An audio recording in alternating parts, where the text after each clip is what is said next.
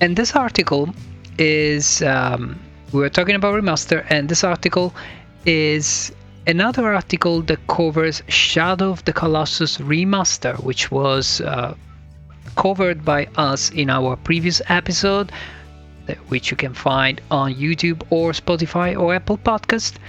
And the reason why I'm picking this up again, it's of course because it came out in March 2018, but because it's a really in-depth talk done by the guys at Digital Foundry with the techie guys at Bluepoint Games. Bluepoint Games is one of those Sony studios, the likes of which Nintendo do not have, that make remasters for PlayStation, mostly games. And it's an interesting article because it covers the remakes, their work with Shadow of the Colossus, so their initial remake for PS3 and how they carried on from that work to put it again in a different form on PS4. And while it covers that, the article actually points quite a few references to what they did previously, to what they had done previously for the remake of Uncharted Collection. So they take pretty important Sony IPs and they do their magic to make it work on a different and new hardware, always inside the Sony family so far. And I wanted to bring it out because recently also our Prosil has been playing Uncharted Collection. This article is really cool because it also talks about how they went along with coding, with changing their code from the initial C++ language that the game was programmed in to the new version of their language that could run on PS3 and then on PS4. And again, there are some comparison thrown with their previous work with Uncharted Collection. And I want to ask Prosil what he thought about Uncharted Collection, also, again, ported by the Bluepoint Studio guys. It's very trustworthy porting. No complaints. Of course, when you play the first Uncharted, you realize that it's more than 10 years old. Definitely huge difference between the first and the second one. I wish they would have fixed a bit more bugs in Uncharted 3, because Uncharted 3 felt rushed when I played it in 2012 or 11. So yeah, I wish they had fixed those bugs. Graphically, you can see a difference, especially in the first one, because the first one was much behind the other ones. Yeah. But you can see the animations are missing, it's not compared with the other two. Definitely you can tell that the original work was done in early PS3 times. Yeah, very rough. Yeah, nowadays, especially when they walk, they feel like robots. Oh yeah, but I guess the worst thing about the first one is the gameplay. Like, you die, like the jumping is, I don't know, for some reasons, like the one on PS3 at the time, you can see the graphic is less stable. Look at the screen tearing on PS3. You can see lines being like. And then if you look at the screen, you can see that is much more dirty, more detailed on PS3. So not necessarily. So I don't know. This is running on a different engine now, so it's easy to say it's improved. But Naughty Dog made a miracle back in the day. Yeah, when you see Uncharted 3 running, or Uncharted 2 running on PS3, I still remember this. Not the first one, but the second one, and the part in the snow. I was shocked when I played it now. It's okay, but if you play now Uncharted 4, you realize how far the game went. Like Uncharted 4, is from the point of view of the story and everything, the gameplay is it's amazing. Is amazing, and it's not broken. Compared to these ones, it's a huge improvement. Yeah, it's flawless. Also, it was their fourth installment, so they had really the time to perfect those masterpieces of games. Yeah. 4 is amazing. I would say definitely was worth to check it out if you never played the saga. It's just the graphics changes. Yeah. So, Yeah, they're huge, man. Look at that. Yeah, this is pretty representative Look of at that plastic face. PS3 to it PS4. doesn't even have beard. yeah. Look at that. I mean, I guess our standard were so cool. this was the beginning of PS3 times, and already the gap between Uncharted 1 and Uncharted 3 is incredible. Just incredible. If you take Uncharted 3 for the PS3, Let's have a look you at can it. see that the difference I don't think is that huge. Yeah. This is Uncharted. This one is still the first one. Is it? Let me have a look. Yeah. Here I it is kind of still like the first one. the first one the most in those. When it's not on close-ups, I really like the PS3 better. Yeah, on close-ups is When it's different. on- Close-ups Yeah, definitely better on. But yeah, the PS3 one was nice on normal game. Oh my god, look at this. This is Look at this is that! ugly, actually. It's not even rendered. It was struggling. I'm sure the engine. Yeah. Oh my god. Still I mean, impressive. probably that one is running on PS Pro as well. Oh my god. This one, yeah, maybe, I don't know. Can you look up any Uncharted 3 video like on PS3? Yeah. Like you would Let's see have a look that. at Uncharted. Also, I think that Uncharted, the first Uncharted was basically like a very powerful PS2 video game because, we're talking super early PS3. It was so close to PS2 back then. What was 2009, 10? Probably. No, early on that. Is this PS4 or PS3? Left is PS4 and right is PS3. And again, we are already looking at a much better comparison here because the PS3 one looks almost on par with the PS4 one in terms of scenario. I think it's on par. Like for what I can remember, like if you try to put the part in the sense, if there is. Oh, the part in the sand is incredible. But yeah, I mean, look at the scenario. The scenarios on PS3 of Uncharted 3 are really as good as the PS4 one. This animation here, of course, is smoother. We're running a 60 frame, and here is 30 frames, and you can definitely tell in the transition. But it's such a good look at the transition. The frame here is lower than here is smoother. But other than the frame rate, you see. The graphics in itself is incredible. Like the clear clarity of image here is actually almost as good as PS4 clarity. It's really good. Incredible what they managed to do when they pushed PS3. And actually, I'm a bit, it's really it's going to be telling of how much they're going to be able to push PS4 with The Last of Us 2. Yeah. But I mean, it's not a flop, eh? if it ever comes out, that is, if it ever comes out. You know what? Also, the first Uncharted, it was like the very first video game for the Naughty Dog to be developed on Blu-ray disc. Blu-ray disc was an unknown media back then, and then at the third game, they really knew how Blu-ray used to work. Probably, and you can tell, man. I mean, but like, look at the scene. I mean. Yeah, that's a good point, actually. The improvements here on PS4 are really marginal because like Sully is closer there. Yeah, they improved Sully. He moves closer. He cares more about you. They're kind of more attached. Look how different it is. Why is Sully all the way there? I don't know. But yeah, you see, but they didn't do any work on the animation. It's simply, they simply reworked the language probably, but they didn't. Yeah. Reanimated would have been a hell. I'm sure.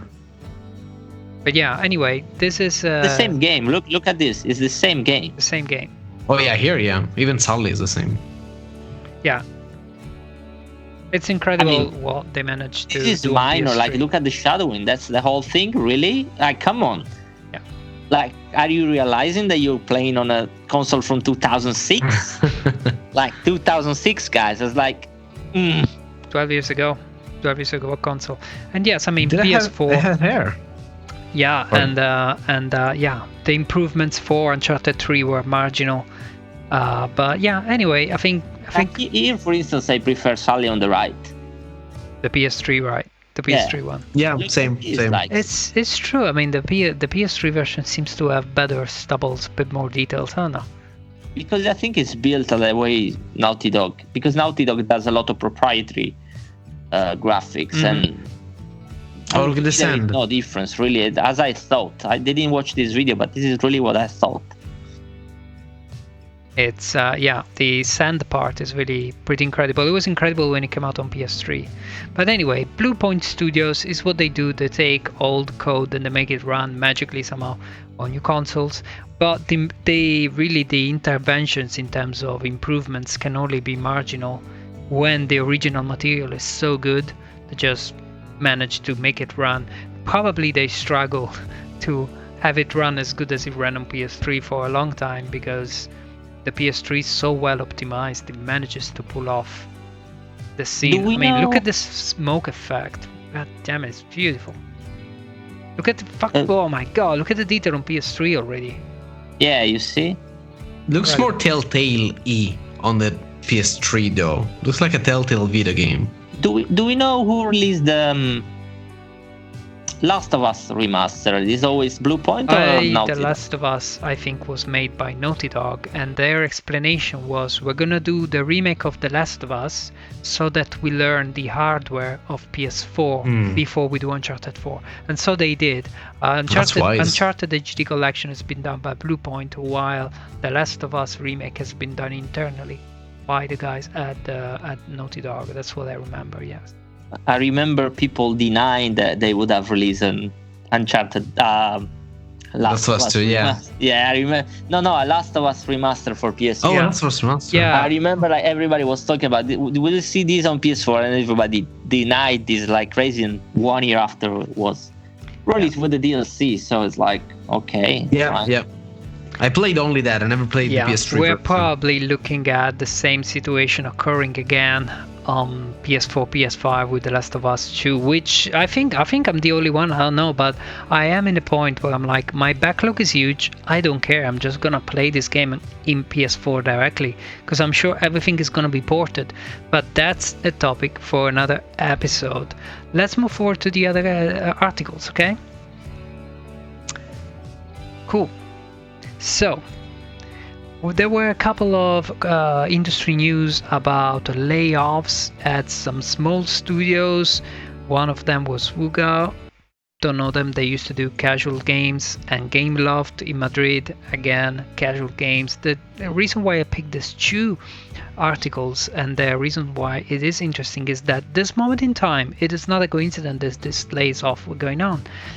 Companies were trying to pivot their casual gaming studios into more story-driven games by their own admission, and I think it's been a sort of a renaissance of story-driven games, whereas 3, 4, 5 years ago everything was going to be casual.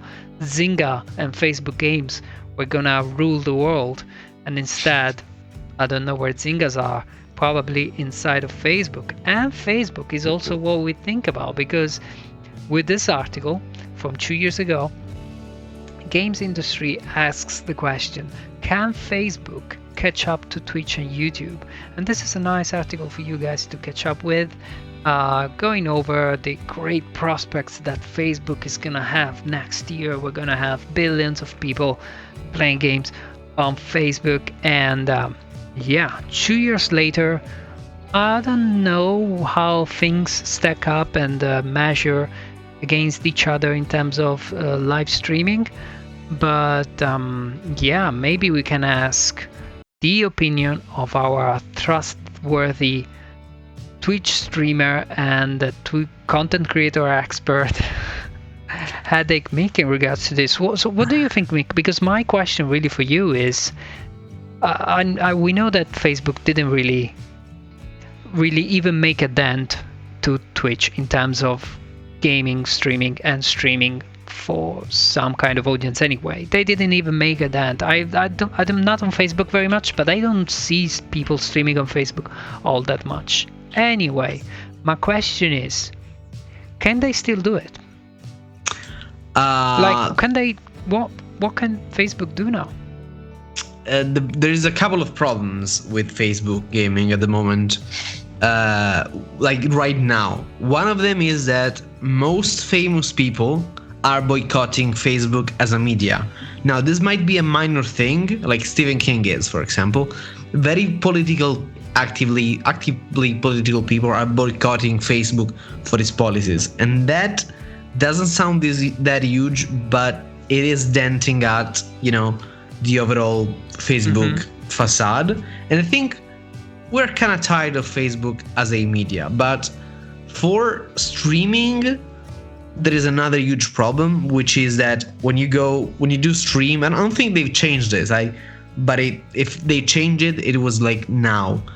When you do go on a live stream, you can do so only with your name and last name, first name and last name. So it is kind of odd to watch streams with like my real name instead of HeadacheMik, and a lot of people are staying away from that, which is pretty big. But no, at the moment I don't think Facebook has any chance. But if he fixes it a couple of things and it pushes the content on your homepage where you spend your time on Facebook anyway, they could really do something. Like, I know one streamer of video game on Facebook, and he's pretty big, Stone Mountain something. It's pretty big and it's pretty good, but I don't think there is any future overall for Twitch streamer going on Facebook. The person being interviewed here says that Facebook is leveraging some technology that help us build what is still a multi-billion-dollar business around casual gaming. So basically he's saying, we did it with Farmville. Surely we're gonna be able to do this, creating a multi-billion business again over things. They don't things. know what they're talking about. And so he carries on to say, we're gonna be innovating and bringing something new to the industry. But yeah, I'm not dissing or anything about. The thing is that theoretically, the biggest social media should actually be the biggest plaza for audience, because why not? But then again, the Facebook wall is never. It has stopped being a spontaneous routine of content. Content itself has become a lot more malicious in terms of it's trying to get you. Everything is out there to get you, and in itself, the wall is governed by this, this routines that are giving you stuff that you're supposed to like, but keeping you engaged for the longest time possible and making the way, the more traveled as possible for you to get to what you need. I think that I stopped being on Facebook because I wanted to get where I wanted to get, but Facebook was adding stuff on the journey there. So that's what I felt.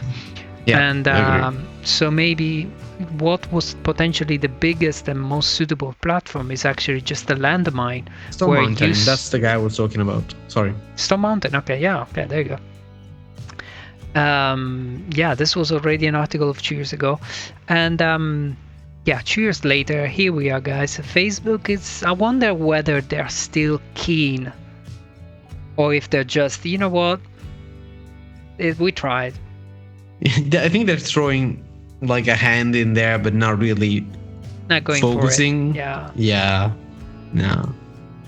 I mean, frankly, what is also going on is that Twitch perhaps is not making all that much money for itself, and so it's not making it appear as very palatable for competition. Like, because if you think about YouTube, why would you compete with YouTube when YouTube is not making money for itself? Because YouTube for a long time didn't make a lot of money because they had huge expenses and everything was run, everything needed human intervention, but they couldn't afford it, and everything is being automated now, but with results that are mixed. And so maybe Facebook we'll see in a couple of years, I think. Maybe in a couple of years we will get there. What I was trying to say is that maybe Facebook will really see some more value into streamers, and maybe we'll kind of go harder and more focused next time. But I've never really felt compelled to watch even people playing games on Facebook when I came across it, because if I'm on Facebook, I naturally want to browse.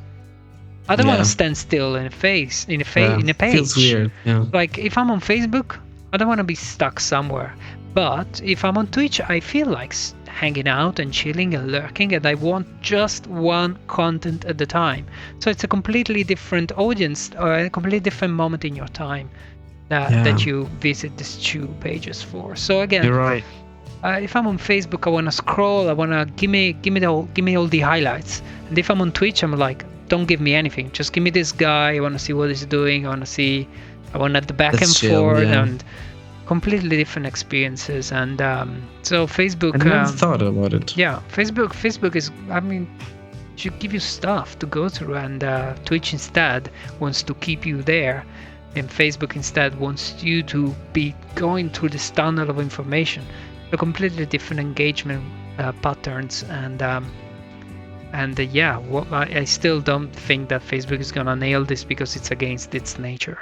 What do you think, Prosil? Do you have any opinion on this? I don't think Yeah. this is a kind of gaming that can compete. It's a different league, different audience, different gaming. First of all, it's free, so it cannot be really compared to traditional gaming. And also, there is no level design, there is no art, no, like. What do you mean on Twitch or on Facebook? What do you mean? On Facebook, sorry, also on Facebook. Yeah, the gaming that. Sorry, I didn't express the whole concept. So gamers on mobile is changing, but let's say disposable gaming like this has a totally different audience from video gamers. It's like two different industries. It's the fact that you control the game doesn't mean that it's the same industry. So for us, like, we have a culture, we have game designs, whereas all the other games. But you're talking about casual games. Now here the articles is about the fact that Facebook wants to be a house for streamers, actual streamers streaming on Facebook. But that Facebook is a walled garden, right? So they are gonna stream the games that are proprietary games from Facebook. They're not gonna stream. They're not gonna open up for everybody like Twitch. It's not gonna. Think happen. so? I don't know if Facebook is open. If you can you stream on Facebook?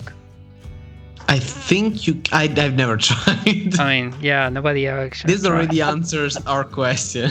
At least this is what I understood. So they are not gonna. Facebook platform is not designed to stream games, right? Unless it's proprietary games. So knowing Facebook as a walled garden that they are, I think that's what they meant. Like, it's not really challenging Twitch in terms of the same audience, because it's two different audiences. So I don't see this as something that's somehow relevant. Yeah. Anyway, guys, this wraps up our episode for today, for this early part of March, and we're gonna be seeing each other again in 2 weeks from now to cover the second part of March 2018. I'm gonna just throw in there a little last tribute with this article from gamesindustry.biz about June 2 and the 3 rules of a good licensed game. So how to make a good game from a book/movie in this case, such as what they did with the intellectual properties of Dune and Dune 2, which was this game that came out on PC and Amiga long ago, and boy was it good. It was incredible. And it was a strategy game, and that probably defined the genre for a few years. But yes, I'm gonna leave it at that. But before we wrap up, I just want to give you time to let my 2 guests give their coordinates and set up their stage so that you can find them on their social existence platform. Where are we going? HeadacheMik, do you want to talk? Yeah, sure. You can find me at twitch.tv/HeadacheMik, not HeadacheMilk. Cool. Or just on YouTube, not on Facebook Gaming. On YouTube, just type in HeadacheMik or Italian Mick or Destruction. You've been doing some drawings on streaming. Yes. Is this allowed? Yeah, sure. You haven't seen it, I think. I've seen it. I've seen it live. You have. There's YouTube. There's YouTube there. And yes, I'm gonna stream. I don't know what I'm gonna stream. Just check me out. Maybe we'll just talk about our life and feelings. There you go. There you go. And Are you still streaming Sekiro? No. All right. Why not? No, it's not the right type of streams I want to do. It's too stressful. I want to be much more relaxed, and I'm gonna play it on my own in the future. Okay. So speaking of stress, you also dropped Catherine. No, I haven't dropped it. Okay, good. It will be back at some point. And you started Killer is Dead as well, which is really nice. You were really rampant a couple of weeks ago. You were starting so many games. And now I'm just chatting with my dad. And drawing. Just And drawing. trying to find any excuse not to play games. That's my stream, guys. All right, we're leaving you with Prosil. How is Killer? How do you find Killer is Dead? Oh, I played it very briefly. I just did the very first mission. It's interesting. It's very interesting. Alright. But I have to keep going. Yeah, keep going. It's really keep going.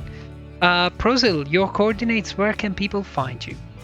So it's twitch.tv Prosil you play too much. You may have heard from the name that I played quite a lot. Mm-hmm. So you can find me also on Sony PlayStation as Prosil. Play mostly games. Try to do a single playthrough on hard on the first go, so on the fly. So if you wanna see how I would play a games the first time, in crashing mode or in hard mode, I would do it. I'm a trophy hunter. I'm on 86 platinums at the moment. I want to reach 100 by 2021. If I keep the same schedule, maybe I can make it. Yeah. But it's gonna be very hard. It's 14 platinum from now till the end of the year. So Oh, you can do it. Piece I of- believe I in don't you. Piece know. of cake. Piece of cake. 14 For you, platinums piece of cake. in 10 months. Oof. Easy. Easy peasy. The good thing is that there are a lot of good games on your backlog. I mean, you got to play Resident Evil 2. There's a lot of new stuff coming that you want to play. So maybe a lot of games are going to come your way that will allow you to hit 100 How do you platinums. do it? How do you do it? I don't know. It's like if you check my video on Uncharted 3, the final boss. This one? I am at the end of the video was swearing like crazy because the boss itself is crap and is designed very badly, and you have no button prop in crashing, so it's supposed to be played like this. If you already played on normal, but you can hear me swearing badly, and I insult the game so bad. This is like donut. Yeah. It's amazing. It's so fun. I would have liked. What is I would that? have liked to play the game like this. Yeah, I did some farming. Like Uncharted is ridiculous. Oh my god, that's so good. I took all the 3 platinums in about a week and a half. 3 platinum in a week and a half. That's But these ones are easy. Like these 3s are I don't know. Like you. Oh, shut up. They're not easy. You're just good. Uncharted 1, I took the platinum in 1 day. Not even 1 day. Like 8-9 hours. Yeah. So I want to platinum Resident Evil 7 now, and then let me think. Probably Evil Within 2. Definitely Evil Within 2. Resident Evil 2. there you go. So I think I'm gonna reach 90 before end of H2. Let's say that way. I hear if you put the audio, it's like I'm. Let's let it go, because it was- leave the swear words for another time. It was like late in the night, and then like so. Yeah, I wish I had platinum for Zeldas as well, but There you go. I'm gonna leave you guys. enjoy the game much better if you don't have them. So it's True. okay. We're gonna leave that conversations about trophies and whether they're good for your brain or not to another time. I'm gonna wrap up the episode by inviting everybody to follow and like and leave a comment and leave a review to Apple Podcast Talk Too Late. Just go to Apple Podcast, look up Game Too Late or Talk Too Late, and you will find it. And you will also can do the same. You can also do the same on Spotify. And find us there. Find us on Facebook. Find us on Twitter.